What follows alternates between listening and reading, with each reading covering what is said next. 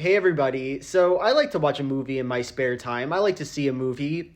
Because of this, though, I end up watching some bad movies. And today, I just wanted to go down a brief list of some of the bad movies I've seen recently.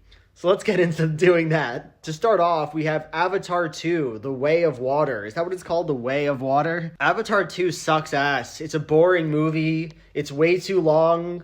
It doesn't have any characters. Like, the characters in the movie are bland and horrible. I couldn't believe that the villain from Avatar 1 came back in Avatar 2.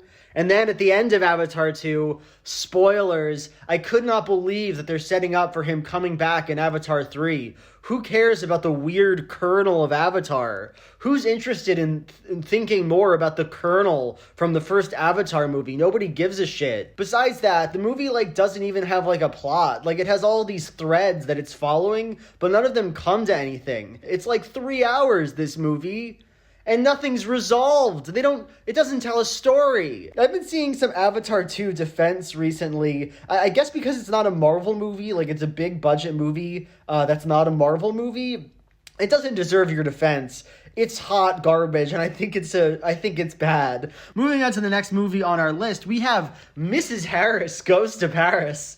I fucking hated Mrs. Harris Goes to Paris. I'm sure almost none of you have seen it. It's about this British middle-aged lady servant in the 1960s who goes to Paris because she really, really wants to buy a dress. And it's the most pitiful movie you'll ever see. Absolutely pitiful movie. She's not endearing. No other character in the movie is endearing. It's just this big, ridiculous ad for Dior dresses. The whole movie, she spends talking about how gorgeous Dior is. It's embarrassing, How much did Dior pay for this movie to exist? It's nonsense. I'm not going to dwell on this one too much, because I'm sure none of you have seen it. But man, oh man, does Mrs. Harris Go to Paris stink. Stinky movie. Next movie on our list would be Lyle Lyle Crocodile. Whew, what a stinker. Whew, how Lyle Lyle Crocodile stunk. I was excited to watch it. It had decent reviews, Lyle Lyle Crocodile. The fundamental problem with the movie, though, is that the crocodile, the titular crocodile in question, didn't even have a personality. He had the generic voice of Shawn Mendes.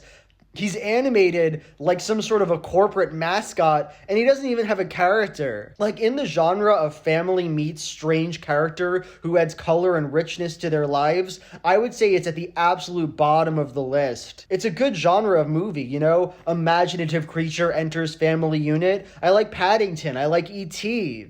Lyle Lyle Crocodile is a Garbo film. Finally, another stinky movie that I watched was South Pacific. I've been on a Rodgers and Hammerstein kick recently. I've really been enjoying Rodgers and Hammerstein movies. Carousel, Oklahoma, Sound of Music, etc. All those movies are stinky in their own right. They all have their stinky little moments, but they also all rock. Carousel is this weird, disgusting, putrid, beautiful movie. But is it possible, Mother, for someone to hit you hard like that? Real loud and hard. And not hurt you at all?